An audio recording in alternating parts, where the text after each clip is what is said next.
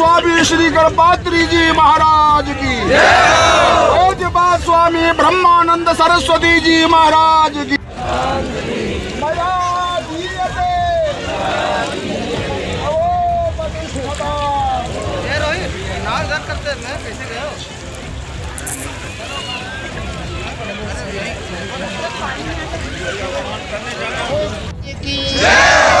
परम श्रद्धेय अनंत श्री विभूषित पूज्यपाद स्वामी श्री ब्रह्मानंद सरस्वती जी महाराज की, परम पूज्य यज्ञाचार्य पंडितराज स्वनाम तीर्थराज प्रयाग की भूमि।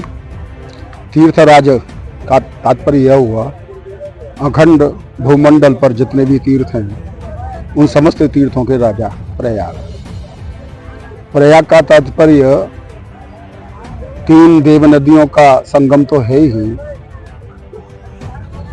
याग कहते हैं यज्ञ को, और प्रकृष्ट माने महान यज्ञ। सृष्टि का सर्वप्रथम यज्ञ स्वयं सृष्टिकर्ता ब्रह्मा जी ने जिस भूमि पर किया था,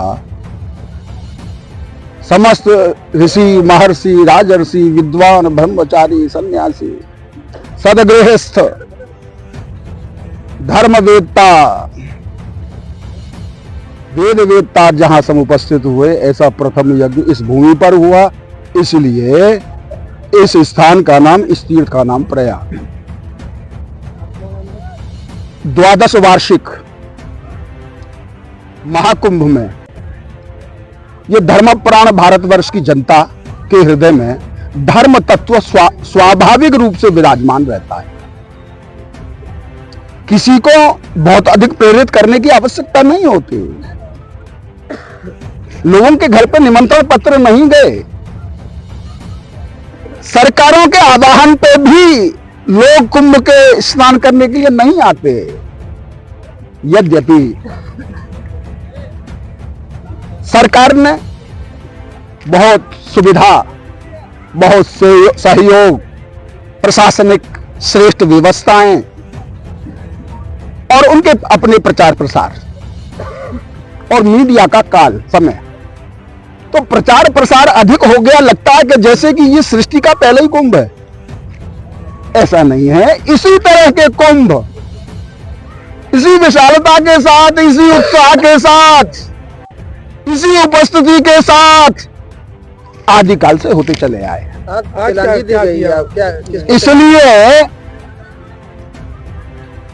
शासन प्रशासन को श्रेय देना आवश्यक भी है, उचित भी है, दिया भी जाना चाहिए। जहां तक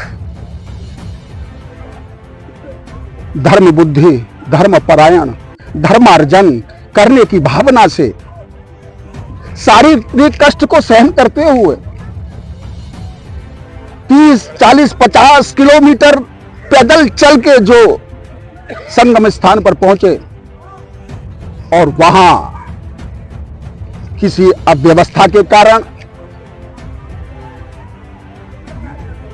किसी प्रकार की जो दुर्घटना हुई, यह हृदय को कष्ट देने वाली है। यद्यपि तीर्थ देवता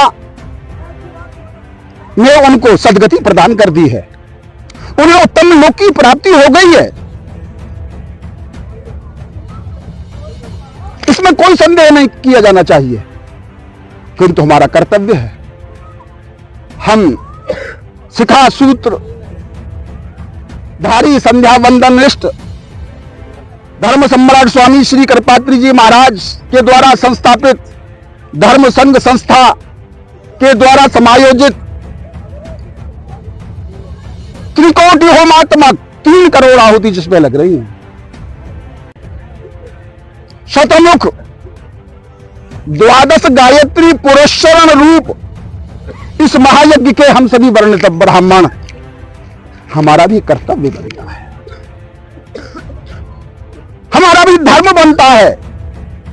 जिस भारतीय संस्कृति और सनातन धर्म के संरक्षण के लिए हम निरंतर प्रयत्नशील हैं, हमारा स्वाभाविक कर्तव्य बनता है कि उन दिवंगतों के लिए अपनी श्रद्धांजलि के साथ साथ उनके अक्षय लोक की प्राप्ति, अक्षय तृप्ति की कामना, आत्म शांति की भावना को हृदय में धारण करते हुए गंगा तट पर उपस्थित होकर के, यद्यपि उनके नाम और गोत्र का हमें ज्ञान नहीं, लेकिन वो धर्मपरायण, धर्म बुद्धि, अज्ञात नाम गोत्र का उच्चारण करते हुए उनकी आत्म शांति के लिए, उनकी अक्षय तृप्ति के लिए हमने तिलांजलि यहां प्रदान की है।